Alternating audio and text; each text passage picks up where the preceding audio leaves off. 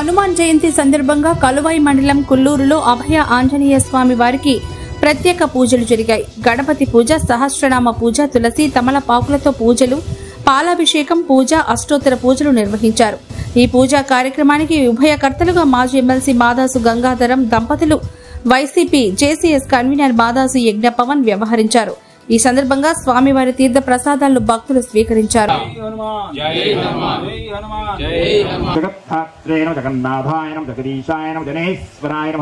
जगत्पते नमो हरये नमो श्रीशाय नमो जानके